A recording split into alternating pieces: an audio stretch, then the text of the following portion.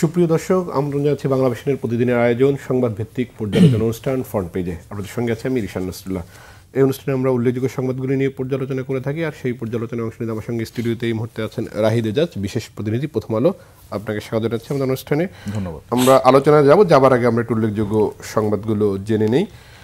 উল্লেখযোগ্য সংবাদগুলোর মধ্যে যেটি এইমাত্র সেটি হলো যে 15 সেনা কর্মকর্তাকে আন্তর্জাতিক অপরাধ ট্রাইব্যুনালে হাজির করা হয়েছে এবং তাদেরকে বিশেষ কারাগারে পাঠানোর নির্দেশ দেওয়া হয়েছে। এর বাইরে দৈনিক প্রথম আলো, সরকারকে তত্ত্বাবধায়কের ভূমিকায় চায় বিএনপি, প্রধান উপদেষ্টার সঙ্গে সাক্ষাৎ। আজ নিরাপদ সড়ক দিবস, দুর্ঘটনার উচ্চ ঝুঁকি 21 জায়গায়। দৈনিক আমার দেশ, ঐক্য চায় তৃণমূল, ভিন্ন হিসাব নেতাদের। 15 সেনা কর্মকর্তার ট্রাইব্যুনালে হাজিরা আজ। সমকাল, সরকারকে এই মুহূর্তে তত্ত্বাবধায়ক সরকারের ভূমিকায় চায় বিএনপি। 40 গাড়ি ব্যবসায়ীদের কাছে চাঁদা দাবি। কালের কণ্ঠ, 3 চ্যালেঞ্জে অর্থনীতি। অন্তর্বর্তী সরকারকে তত্ত্বাবধায়কের ভূমিকায় যেতে হবে ফখরুল। বাংলাদেশ প্রতিদিন, অন্তর্বর্তী হতে হবে তত্ত্বাবধায়ক, প্রধান উপদেষ্টা বলেছেন গণতন্ত্রের সবচেয়ে বড় শত্রু এখন ভুয়া তথ্য। যুগান্তর, প্রধান উপদেষ্টাকে বিএনপি, সরকারকে তত্ত্বাবধায়কের ভূমিকায় যেতে হবে। আজ 15 সেনা কর্মকর্তাকে হাজির করা হতে পারে। বিএনপির আসন ভিত্তিক প্রার্থী প্রায় চূড়ান্ত। দৈনিক ইত্তেফাক, দলীয় উপদেষ্টা ও কর্মকর্তাদের সরিয়ে তত্ত্বাবধায়কের ভূমিকা নিন, শিক্ষকদের আন্দোলন প্রত্যাহার, আজ থেকে শ্রেণীকক্ষে ফেরার ঘোষণা। কালবেলা, বিচারাদেশ নিয়ে 9/6 চট্টগ্রাম কাস্টম হাউসে, অন্তর্বর্তী সরকারকে কেয়ারটেকারে রূপ দিতে বলল বিএনপি। দৈনিক ইনকলাব, নভেম্বরের প্রথম সপ্তাহে প্রার্থী ঘোষণা, পেশাজীবী কর্মচারীরা ফের নামছে মাঠে। নয়া দিগন্ত, তত্ত্বাবধায়ক সরকার ফেরাতে ফের আপিল শুনানি আজ। 25 সেনা কর্মকর্তা হাজির না হলে পত্রিকায় বিজ্ঞপ্তি দেবেন ট্রাইব্যুনাল। দেশ রূপান্তর, 3 দলই কৌশলে দুষছে একে অন্যকে, চাপে রাখতে এত কথা, সিটি কর্পোরেশন হচ্ছে সাভার। ভারতের সঙ্গে চুক্তি বাতিলের তালিকা ঠিক নয়, পররাষ্ট্র উপদেষ্টা। New age, roads turn more unsafe, National Road Safety Day today, BNP asks government to adopt caretaker mode. Daily Star, time to act like a caretaker admin, BNP tells Yunus. Dhaka air turns unhealthy even before dry season. মোটা দাগে এই ছিল উল্লেখযোগ্য সংবাদ। আমরা আসলে শুরু সংবাদটি দিয়ে আলোচনা করি সেনা কর্মকর্তাদের ট্রাইব্যুনালে হাজির। এটি বেশ কিছুদিন থেকে আলোচনায় ছিল, সেনা হেফাজতে রয়েছে। যেটা 8 অক্টোবর সম্ভবত প্রথম মামলায় প্রথম যেটা হয়েছিল যে গ্রেপ্তারি পরোয়ানা জারি হয়েছিল, যে গুম খুনের 2টি মামলা আর জুলাই অভ্যুত্থানের সময় হত্যাকাণ্ডের ঘটনায় মোট 25 জন সাবেক ও বর্তমান সেনা কর্মকর্তার বিরুদ্ধে। এবং আপনি খবরটাই শুরু করেছেন আজকে যে সকালে, আমরা যদি ভুল না করি টাইম 8:30টার দিকে, 8:30টার দিকে ট্রাইব্যুনাল 1 যে আদেশটা দিয়েছে যে 15 সেনা কর্মকর্তাকে কারাগারে পাঠানো হবে। তো এর মধ্যে হয়েছে একজন এখন অবসরকালীন ছুটিতে, অন্য 14 জন কর্মরত আছেন। সবচেয়ে মজার বিষয়, তারা সবাই কিন্তু র্যাব অথবা সেনাবাহিনীর যে গোয়েন্দা সংস্থা ডিজিএফআইতে ছিলেন। মূল সেনা কর্মকর্তা হলো তারা র্যাব এবং অন্যান্য জায়গায় কর্মরত ছিলেন, সেনা গোয়েন্দা সংস্থার র্যাব এগুলো। এবং সেই তালিকাটাও নিশ্চয়ই আমরা আজকে প্রচার করেছি। এবং এর মধ্যে ডিজিএফ এর সাবেক 3 জন মহাপরিচালক ছিলেন। তো এটারে আরেকটা খবর যখন আমি পড়ছিলাম, তখন ট্রাইব্যুনালের আইনজীবী তাজুল ইসলামকে জিজ্ঞেস করা হচ্ছিল যে কোথায় রাখা হবে, যে কারাগারে, সেটি কি। এখন উনি বলছেন যে এটা কারা কর্তৃপক্ষ ঠিক করবে, সেটা কি ঢাকায় রাখা হবে, চিটাগংয়ে রাখা হবে না। আমরা জানি যে গত 12 অক্টোবর স্বরাষ্ট্র মন্ত্রণালয় একটা প্রজ্ঞাপন দিয়ে সেনানিবাসে সাবজেল ঘোষণা করেছে। তো এখন আজকে ট্রাইব্যুনাল রায় দিয়েছেন, রায় দেওয়ার পর দেখতে হবে যে তারা কর্তৃপক্ষ তাদেরকে কোথায় পাঠানোর নির্দেশ দেন। তো এটা তো কিছুক্ষণ আগে ঘটেছে, আমরা যদি বলি প্রায় 1 ঘন্টা আগে আদেশটা হয়েছে। তো দেখার আছে এরপর প্রক্রিয়াগত অর্ডার হবে, অর্ডার হওয়ার পর তাদের সেখানে প্লেসমেন্টের বিষয়টা আসবে। রাহিবি, একটা বিষয় যে এইখানে মানবাধিকার সংস্থাগুলোর একটা চাপ ছিল, বেশ কিছুদিন থেকে বলা হচ্ছিল যে হেফাজতে থাকা সেনা কর্মকর্তাদের আদালতে দেওয়ার জন্য। প্রথমে বলা হচ্ছিল সেফ, এই যে ধরেন সেনা কর্মকর্তাদের নিজেদের সেফে রাখা, এটি এবং ফৌজদারি মামলায় এ ধরনের সুযোগ আছে কিনা, কেন বিধি সংস্থাকে চাপ প্রয়োগ করতে হলো এই জায়গাটাতে? এইটা দেখুন যে ইভেন 8ই অক্টোবর যে আপনার তাদেরকে আটক করার নির্দেশটাও দেওয়া হলো, আমি যদি বলি বা আমাদের ইতিহাসে একটা খুব নজিরবিহীন ঘটনা। এবং আমরা তো জানি 15 বছরের গুম খুন বলে যে ঘটনা, সেটি মাত্র 2টি মামলায়, কিন্তু আমরা জানি যে বিশেষ করে 14-র পর থেকে ঘটার কথা বলা হলেও এর আগেও কিন্তু বিক্ষিপ্তভাবে ঘটেছে। তো সেই জায়গাতে আমি মনে করি এটাও বিরাট একটা অগ্রগতি। এটা এমন না যে কারো কারো কাছে এটা নিয়ে আপনি আমি নিশ্চয়ই জানি সংবাদকর্মী হিসেবে গত বেশ কয়েক মাস ধরে এক ধরনের গুজব বলুন, একটা চাপা অস্বস্তি বলুন কাজ করছিল যে কি হবে। কারণ এই যে গুম খুনের যে বিষয়গুলো বিগত সরকার করেছিল, গোয়েন্দা সংস্থারে তাদেরকে দিয়ে এই নজিরবিহীন আমাদের রাজনৈতিক ইতিহাসে প্রতিপক্ষকে ঘায়েল করার যে এমন একটা অমানবিক অস্ত্র, সেটি বিগত সরকার করেছে এবং সরকারি বাহিনীগুলোকে কাজে লাগিয়ে। এবং শুরুতে আমরা যেটা বলছিলাম যে সেনা কর্মকর্তারা কিন্তু তারা অন্যান্য জায়গায় পদায়ন হয়ে এই বেআইনি এবং চরম মানবাধিকার লঙ্ঘনের কাজগুলো করেছেন। তো মানবাধিকারের যে বিষয়গুলো আপনি বলছেন চাপ দিতে হলো, ভিতরে বাইরে প্রশ্ন তুলছিল এবং গুমের শিকার হওয়া পরিবারের সদস্যরা মিলে কিন্তু সংগঠন করেছেন, তারা লাগাতার মাঠে সক্রিয় ছিলেন।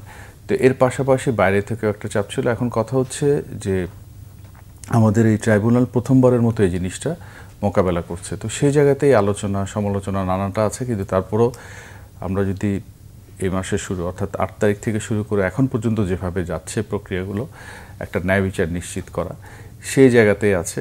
এটা একটা বিষয়। আর একটা বিষয় এই ক্ষেত্রে আমি একটু উল্লেখ করতে চাই, যদিও ঠিক সরাসরি না হলেও মানবাধিকারের প্রেক্ষাপটে একটু প্রাসঙ্গিক। নিশ্চয়ই আমরা জানি 19 তারিখ হিউম্যান রাইটস ওয়াচ, যেটা খুব সাম্প্রতিক সময়ে অ্যামনেস্টি ইন্টারন্যাশনালের বাইরে বেশ আলোচিত, এই হিউম্যান রাইটস ওয়াচসহ 6টা সংগঠন প্রধান উপদেষ্টাকে একটা খোলা চিঠি লিখেছেন। সেটি আমরা সবাই নিশ্চয়ই প্রচার করেছি। বলা হয়েছিল যে নির্বিচারে মামলা এবং হামলা এগুলো যেন বন্ধ করা হয়।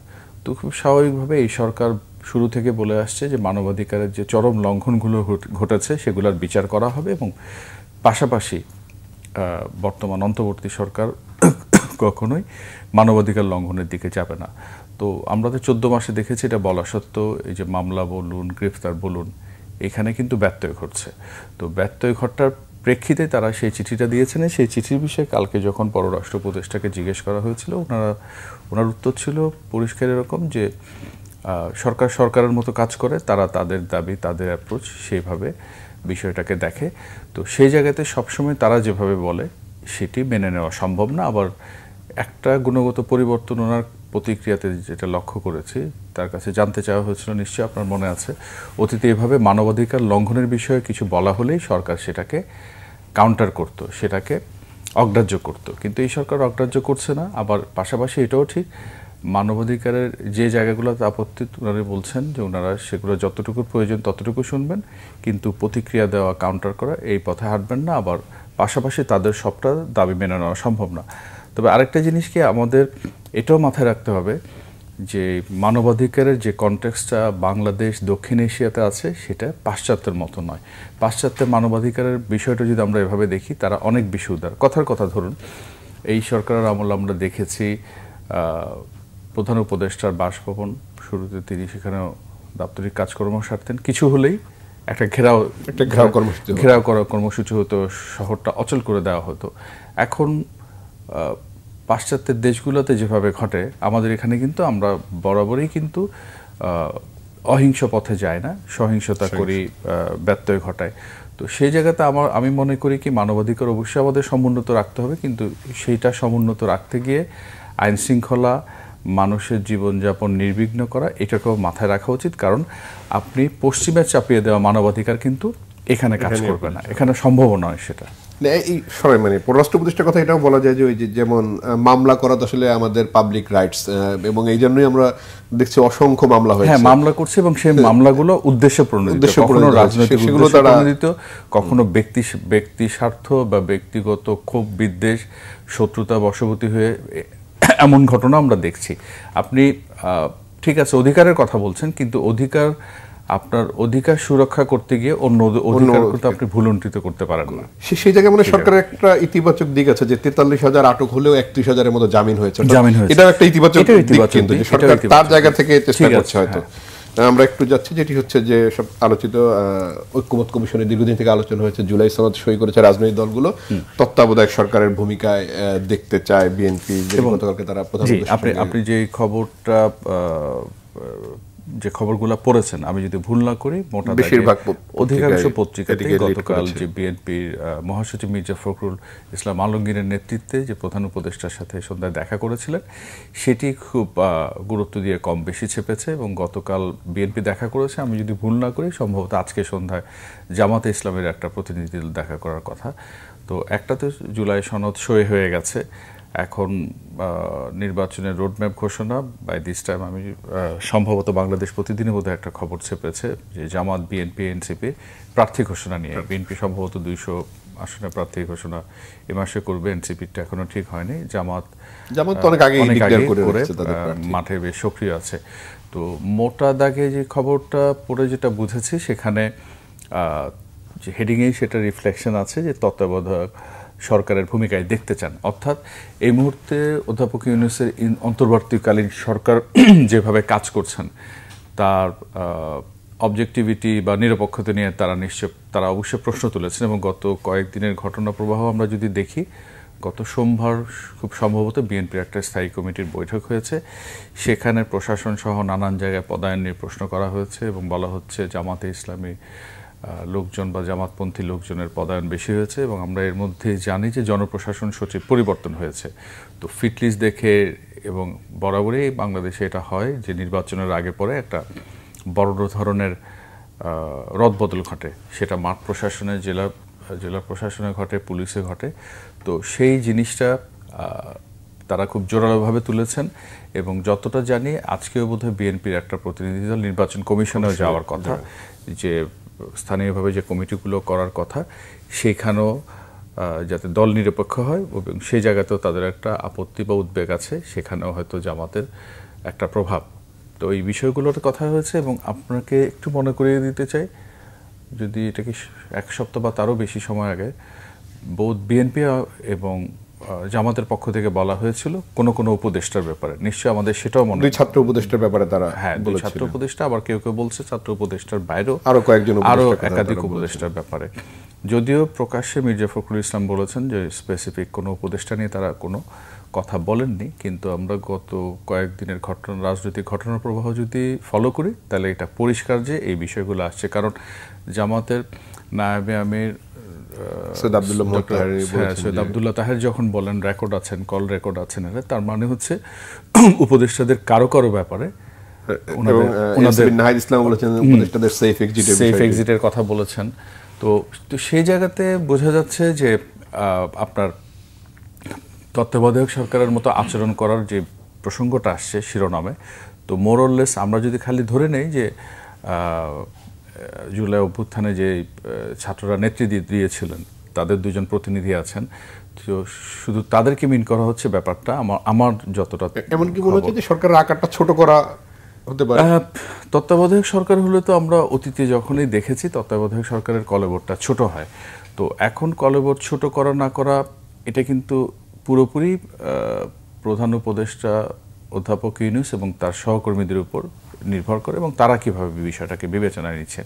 কিন্তু মোটা দাগে আমরা যদি দেখি, এই যেভাবে এখন আছে, যে স্ট্রাকচার আছে, এবং আপনি যে কলেবর বলছেন সেটা 2জন হবে না 4জন হবে 5জন হবে আমরা কেউ জানি না, কিন্তু এই কথাটা তো ঠিক যে তত্ত্বাবধায়ক বললে আমরা কলেবর ছোট, এটা একটা দিক আছে। অন্যদিকে হচ্ছেন কাজের আওতা, কাজের পরিধি কমানো, তো সেই বিষয়টা আছে। এবং এই আলোচনা তো আজকে নতুন না যে কলেবর ছোট হবে, কাউকে বাদ দেওয়া হবে বা কোনো সংযুক্তি বিযুক্তি হবে। তো মোটা দাগে আমার মনে হয় আজকে, গতকাল যেমন হয়েছে, আজকে যে জামাতের আলোচনা আমাদের তো পলিটিক্যাল রেটরিক থাকেই এদেশে, খুব স্বাভাবিকভাবে বিএনপি যেমন বলেছে জামাতের প্রভাব বেশি, জামাতেকরণ, তো ঠিক জামাত আজকে দেখলে হয়তো আমরা সেই শিরোনামেই করব যে বিএনপির লোক গণ অভ্যুত্থানের পরে ওই জায়গাটা কি পরিবর্তন এসেছে যে আমাদের আমলাতন্ত্রে রাজনৈতিক লেজুর ভিত্তি বা রাজনৈতিক দলগুলোর আমলাতন্ত্রের পিছনে দৌড়ানো, এই জায়গাটি কোনো পরিবর্তন এসেছে? এই জায়গায় পরিবর্তন এসেছে বলে তো মনে হচ্ছে না এই জন্যই যে ধরেন আপনি সংস্কার করবেন বা অনেক উদ্যোগ নিচ্ছেন, কিন্তু ব্যক্তি পরিসরে আপনি যদি না পাল্টাই খুব বেশি পরিবর্তন হওয়ার সুযোগ দেখি না। যেমন এই পলিটিসাইজেশনের কথা বলছেন, তো একসময় নিশ্চয় মনে আছেন সাবেক সচিব আপনাদের এখানে রেগুলার অতিথি হিসেবে আসতেন আবু আলম শহীদ খান আমাদের কাগজে একটা সাক্ষাৎকার দিয়েছিলেন গত জুলাই আগস্টের অভ্যুত্থান চলাকালীন সময়ে, যে প্রশাসনে কখনো এভাবে ছিল না যে একজন আমলা যিনি আমলা হিসেবে বিসিএস উত্তীর্ণ হয়ে চাকরিতে জয়েন করেন, তার ফাইলে আওয়ামী লীগের এ, বিএনপির বি বা জামাতের জে দিয়ে মার্ক করা থাকবে, খুব স্পষ্ট করে বলেছেন, এবং সেই সাক্ষাৎকার তো অন দ্য রেকর্ড ছিল। তো সেটি উনি বলছেন যে বিএনপি জামাত জোট সরকারের আমল থেকে এইভাবে ট্যাগিং করাটা শুরু হয়েছে। তো এখন যদি আমরা অতীতে অর্থাৎ তার ছাত্র জীবনে কোন ছাত্র সংগঠনের আদর্শের সাথে নিজেকে একাত্মতা প্রকাশ করতেন বা ছাত্র সংগঠনের নেতা ছিলেন, সেটা যদি মানদণ্ড হয়ে যায় তাহলে তো সেখানে পেশাদারিত্ব বলে কিছু থাকে না। এবং নিশ্চয়ই আজকে আমরা যে খবরটাতে কখন কালকে প্রচার করা হয়, ওনারা বলেছেন বিএনপি নেতারা এখনও মাঠ প্রশাসনের সচিবালয়ে যারা স্বৈরাচারের দোসর হিসেবে চিহ্নিত, যারা আগের সরকার সার্ভ করেছেন বা দলীয় কর্মীর মতো আচরণ করেছেন, তাদের অনেককে বাদ দেওয়া হয়নি। তার মানে হচ্ছে এখনও বিভিন্ন জায়গায় যারা পদায়ন হয়ে আছেন তাদের নিয়ে এই আলোচনাগুলো হয়েছে। পাশাপাশি আমরা জানি যে কিছু পদোন্নতি নিয়ে প্রশ্ন আছে, তো সেই পুরো বিষয়গুলো নিয়ে এখানে আলোচনা হয়েছে। এবং আমার মনে হয় আগামী কয়েকদিনে আদার দেন, যেমন জুলাই সনদ পার হওয়ার পর আমরা এনসিপি এবং জামাতের মধ্যে একটা কথার লড়াই দেখি, যে একসময় মনে করা হয়েছিল একদিন আগেও হয়তো জুলাই সনদে জামাত সই করবে না এনসিপির মতো, কিন্তু সই করেছে। তো এগুলো পার্ট অফ পলিটিক্যাল প্রসেস, এবং আমার যেটা মনে হয় যে প্যারালালি প্রত্যেকটা দল এই মুহূর্তে যারা মাঠে আছে তারা নিজেরা যেমন প্রার্থী ঠিক করা, সংগঠন গোছানো, তার পাশাপাশি সরকারের উপর এটা যে যতটা বেশি চাপ দিয়ে তার লিভারেজটা আদায় করতে পারে, এই লিভারেজ আদায়ের একটা কৌশল বলে আমি এটা মনে করি। আরেকটা বিষয় কদিন থেকে আলোচনা, যেটা শুরু থেকেও ছিল একদমই সরকারের, সেটা হলো ভারতের সাথে চুক্তি বাতিল। অনেকগুলো চুক্তি বাতিলের দাবি শুরু থেকেই উঠেছিল শেখ হাসিনার সময় করা। যদিও একটি চুক্তি বাতিল হয়েছে, তবে একজন উপদেষ্টা তার ফেসবুক স্ট্যাটাসে দিয়েছিলেন যে 10টি চুক্তি বাতিল করেছে। পরে পররাষ্ট্র উপদেষ্টা গতকালকে পরিষ্কার করেছেন যে মাত্র একটি চুক্তি বাতিল হয়েছে, বাকিগুলো তারা পর্যালোচনা করেছেন। কোন চুক্তিটি বাতিল হয়েছে বা কোনগুলো তারা পর্যালোচনা করছেন? আচ্ছা, এখন যেটি হয়েছে দেখুন, এটা গত পরশু স্থানীয় সরকারের উপদেষ্টা আসিফ মাহমুদ সজীব ভুঁইয়া একটা ফেসবুক স্ট্যাটাস দিয়ে বলেছেন যে ভারতের সাথে 10টি চুক্তি বাতিল হয়েছে, এবং চুক্তি বাতিল হয়েছে উল্লেখ করে তিনি একটা তালিকা দিয়েছিলেন। তো স্বাভাবিক এবং সঙ্গত কারণে যদি জিজ্ঞেস করেন, অনেকের মতো আমারও অবাক লাগার কথা, যেহেতু আমি পররাষ্ট্র মন্ত্রণালয় এবং পররাষ্ট্র বিষয়ক দিকটা কভার করি। কারণ একটা চুক্তি বাতিল সেটা আমরা জানতাম, সেটা হলো আপনার ভারতের একটি প্রতিরক্ষা কোম্পানির সঙ্গে টাগবোট কেনার চুক্তি। এটা কয়েক মাস আগে ভারতীয় গণমাধ্যমে বেরিয়েছে। এর বাইরে আরেকটি খুব আলোচিত হচ্ছে, আমি যদি ভুল না করি, আপনি নিজে যেহেতু জ্বালানি বিট কভার করেন, ওই আদানির সাথে চুক্তিটা, এবং আদালতের রায়ের প্রেক্ষিতে এটা বাতিল করা নিয়ে আপনার বেশ কিছুদিন ধরে, কয়েক মাস, আপনি টাইম ফ্রেমটা আরো ভালো বলতে পারেন। তো এর বাইরে বাকি যে চুক্তিগুলোর কথা বলছে, এগুলো কিন্তু অনেকগুলো প্রজেক্ট বা সবগুলাই চুক্তি না। তো সঙ্গত এবং স্বাভাবিক কারণে প্রশ্ন জাগে, তাহলে চুক্তি তো দুই পক্ষ মিলে করে, বাংলাদেশ এবং ভারত মিলে করে। আমরা যেমন ওই টাগবোটের চুক্তিটার কথা বলছি, সেটি ভারতীয় গণমাধ্যমেই প্রকাশ হয়েছে। আদারের বিষয়টা তো আমরা তো পরিষ্কার করে উনি যেটা বলছেন, আমার কাছে যে তালিকাটা কালকে উনি আমাদের সামনে পড়ে শুনিয়েছেন, তাতে দেখা গেছে যেমন ত্রিপুরায় রেল সংযোগ প্রকল্প বলে একটা চুক্তি বাতিলের কথা বলা হয়েছে, এই নামে কোনো প্রকল্প নেই। তারপর অভয়পুর আখাউড়া রেলপথ এমন একটা চুক্তির কথা বলা হয়েছে, এমন কোনো প্রকল্প নাই, বাতিলের প্রশ্ন আসে না। আশুগঞ্জ আগরতলা করিডোরের কথা বলা হয়েছে, কিন্তু আশুগঞ্জ আগরতলা করিডোর বলে কোনো চুক্তি নেই। একটা চুক্তি আছে সেখানে, আশুগঞ্জ সরাইল দারখার প্রকল্প। তো দারখার প্রকল্প থেকে একটা প্রকল্প আপনি নিশ্চয় ভালো করে পরিষ্কার বলতে পারবেন, প্রকল্পের অনেকগুলো অংশ থাকে, একটা অংশ বাদ গেছে। তারপরে আপনার ধরেন ফেনী নদীর পানি ব্যবস্থাপনা, ফেনী নদীর পানি ব্যবস্থাপনা আসলে কোনো প্রকল্প বা চুক্তি নেই। সাবরুম জেলায় সুপেয় পানি সরবরাহের জন্য 2019 সালে একটা এমওইউ সাইন করেছিল বাংলাদেশ এবং ভারত, তো সেটি এখনো বলবৎ আছে, বাতিল হয়নি। কুশিয়ারা নদীর পানি বন্টন প্রকল্প, এরকম কোনো চুক্তি নেই, কিন্তু কুশিয়ারা থেকে পানি প্রত্যাহারের জন্য একটা সমঝোতা স্মারক 22 সালে, সেটি বলবৎ আছে। বন্দর ব্যবহারে বলা হয়েছিল নৌ উন্নয়ন চুক্তি, বাতিল, কিন্তু বন্দর ব্যবহারে সড়ক ও নৌপথ উন্নয়ন চুক্তি বলে কিছু নেই। এই আপনার যেটা আছে 2018 সালে চট্টগ্রাম এবং মংলা বন্দরে পণ্য পরিবহনের ব্যবহারের জন্য একটা চুক্তি সই হয়েছিল এবং সেই চুক্তিটি বাতিল হয়নি, সেই চুক্তিটি যথারীতি আছে। অর্থাৎ আমি প্রথম যে তালিকাটা বলছি 1, 2, ওই নামে তো কোনো প্রকল্প নেই, ভিন্ন নামে আছে, বেশিরভাগ আছে। এর বাইরে আপনি যে এরকম আরো তালিকা, যেগুলো আসলে বাস্তবায়নই শুরু হয়। পররাষ্ট্র উপদেষ্টাকে জিজ্ঞেস করা হয়েছিল, উনি বলছিলেন পুরোটা পড়ে যে আদানিটা আদালতের রায়ের কারণে সেটা নিয়ে আলোচনা হচ্ছে, পুনর্বিবেচনা করার বিষয়ে। এর বাইরে আরো একাধিক চুক্তি বা এমওইউ আছে। তিনি বললেন, তার মানে বোঝা যাচ্ছে এখানে নয়, মানে আরো বেশ কিছু অন্য কিছু। এবং আরেকটু প্রাসঙ্গিকভাবে বলি, গঙ্গার পানি বন্টন চুক্তি, যেটা 2026-এর ডিসেম্বরে শেষ হওয়ার কথা, তো ওইটা তো বাতিল হওয়ার সুযোগ আসে না। এবং হ্যাঁ, এটা বলতে পারেন গঙ্গার পানি বন্টন চুক্তি নিয়ে এখন থেকে আলোচনা শুরু করা দরকার, বা আরও আগে থেকে আলোচনা শুরু হওয়ার কথা ছিল, সে আলোচনা হয়নি, সেটা নিয়ে আমরা বলতে পারি। কিন্তু গঙ্গার পানি বন্টন চুক্তির প্রসঙ্গটা এখানে আছে, তিস্তার পানি বন্টন চুক্তি, সেই জিনিসটাও আছে। তো এরকম অনেকগুলো নেই। তিনি একটা কথা বলেছেন, বেশ কিছু চুক্তি নেই বাতিল বা পর্যালোচনা এমন পর্যায়ে আছে, কিন্তু সংখ্যাটা তিনি উল্লেখ করেননি। এখন যে আলোচনা শোনার রায় দিতে আপনাকে অসংখ্য ধন্যবাদ। ধন্যবাদ। দর্শক, ফ্রন্ট পেজ থেকে আজকের মতো বিদায় নিচ্ছি। ভালো থাকবেন, সুস্থ থাকবেন, আল্লাহ হাফেজ।